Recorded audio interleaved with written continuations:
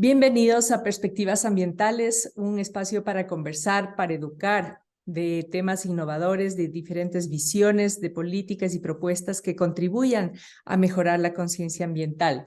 Y el día de hoy nos acompaña Roberto Troya, él es director para América Latina de la WWF. Y he querido invitar a Roberto porque recientemente y en estos días salió el informe El Planeta Viviente de WWF. Y quisiera que nos converses, Roberto, en este sentido, ¿qué lleva el informe? No quisiera ser quien traiga malas noticias, pero leí parte del informe y la verdad es que no estamos muy bien. El mundo perdió ya el 69% de los animales silvestres en solo 50 años, según este estudio, y quisiera que nos amplíes un poquito esto. Y no hay duda, según entiendo, de los científicos, dicen que nos estamos ya acercando, si no es que estamos ya en el desarrollo de la sexta extinción masiva de especies. Y no hay lugar en el planeta, sea selva, bosques, desiertos, mares, ríos, sabanas, que no hay punto de esta tierra que se libre de esta devastación.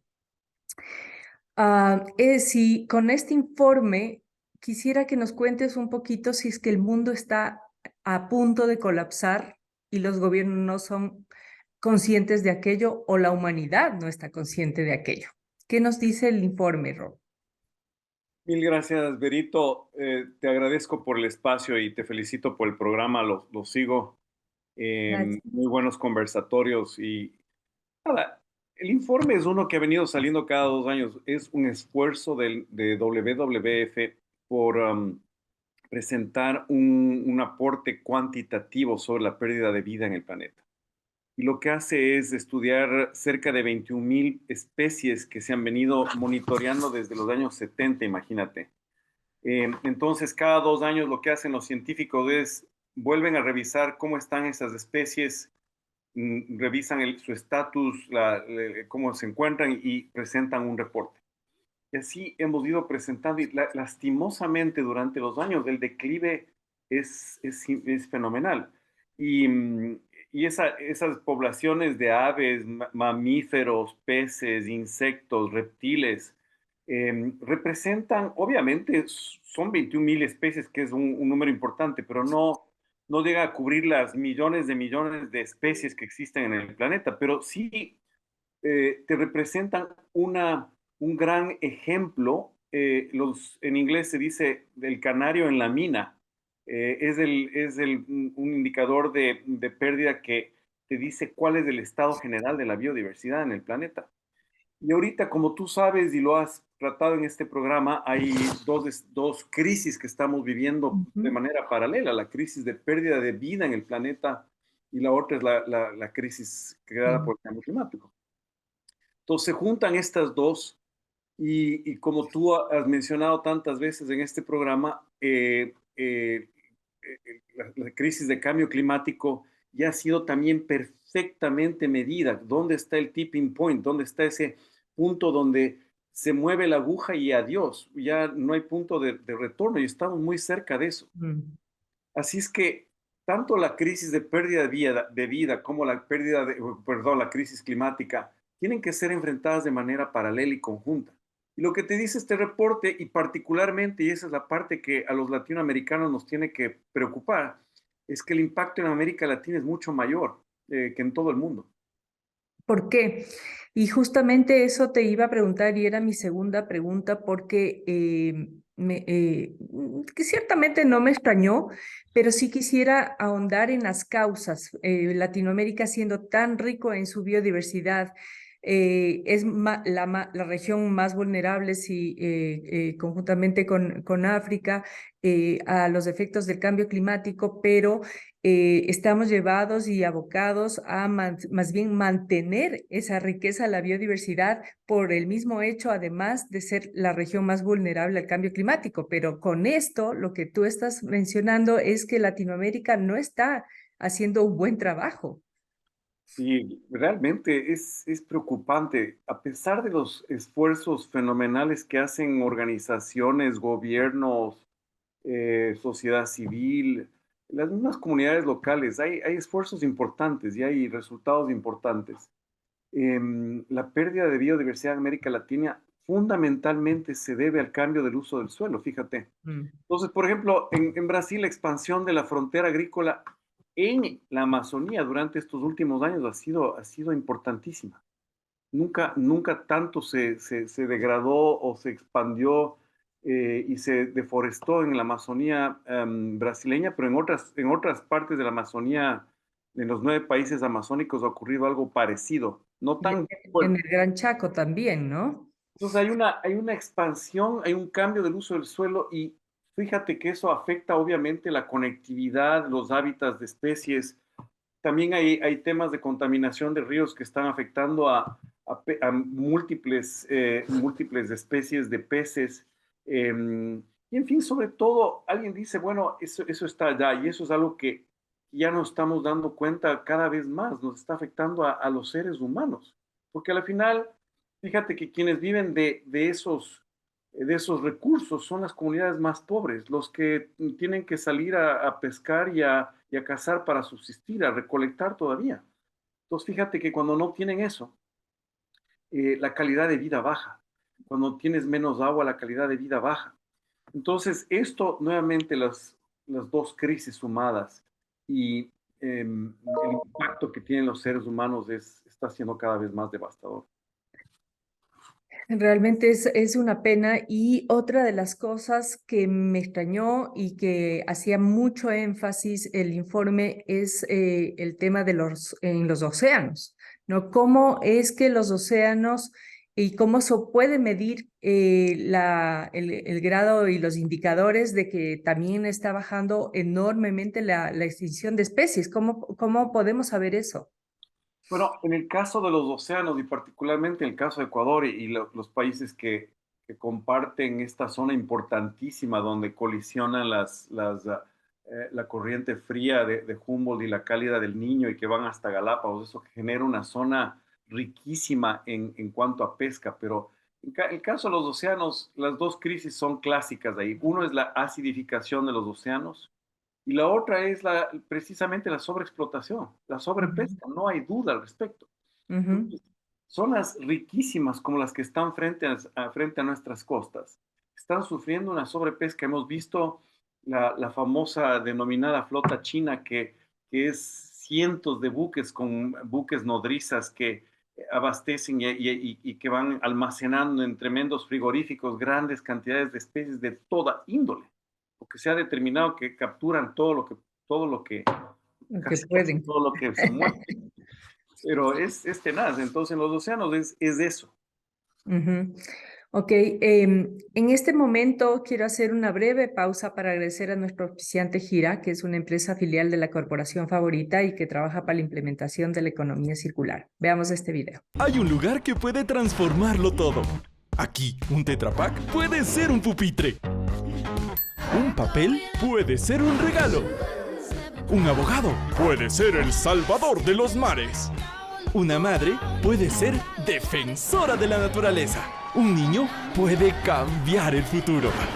Y el mundo puede transformarse en esperanza. Hay un lugar donde todo se transforma. Trae tus empaques reciclables a los puntos Gira, ubicados en locales de Corporación Favorita. Volvemos contigo, Roberto, y quisiéramos ir concluyendo. La BBF llama caída asombrosa y advierte doble crisis de pérdida de biodiversidad y cambio climático, que es básicamente lo que tú has dicho. ¿Qué estamos llamados a hacer?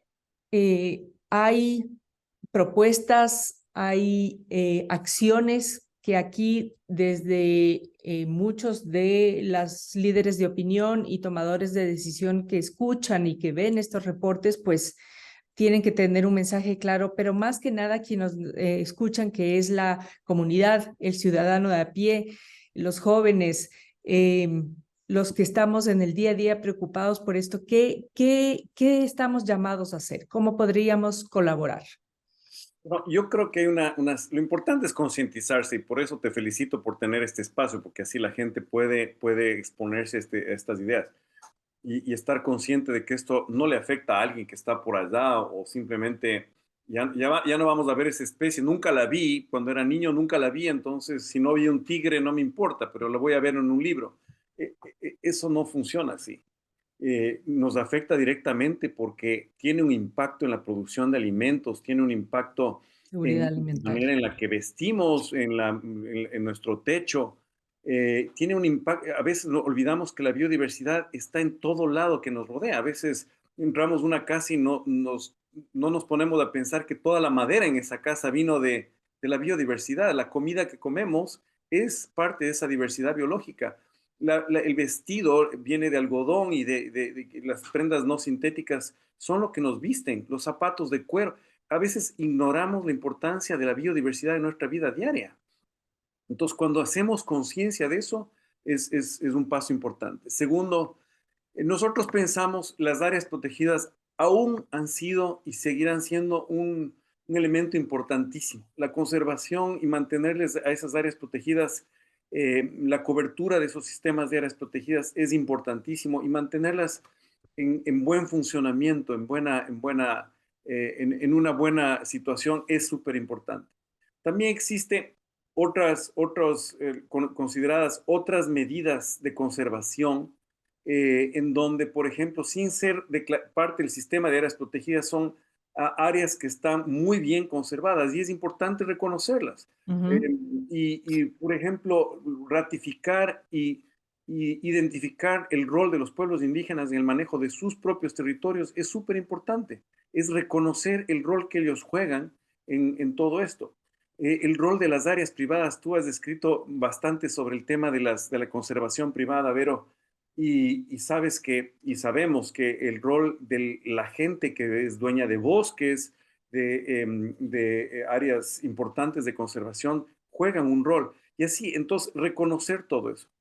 Finalmente, hay un trabajo internacional. Yo creo, y estábamos conversando, la importancia que tiene las conferencias de las partes. Lastimosamente, el convenio de diversidad que se va a reunir pronto en Canadá, se piensa que no va a tener el impacto que va a tener la reunión de cambio climático pronto también en Egipto.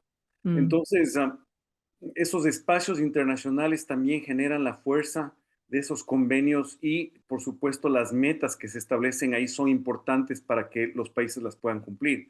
Nosotros, como producto final, quisiéramos que para el 2030 tengamos un planeta positivo en cuanto a pérdida de biodiversidad. Lo que quiere decir es que cambiemos la lógica de que estamos perdiendo, la estabilicemos y empecemos a volver a crecer en cuanto a la cobertura de vida. Es un deseo.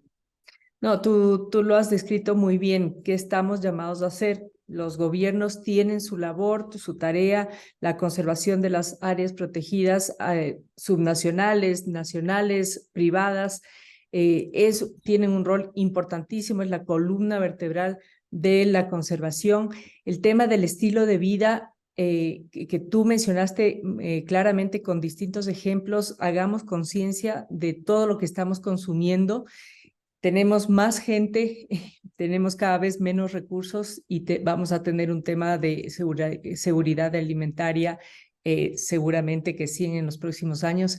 Y siempre que me preguntan, bueno, ¿y qué sacamos con las convenciones marco, las negociaciones donde no llegan a lo que quisiéramos? Bueno, es también un trabajo importantísimo internacional de esfuerzos y las negociaciones no fáciles.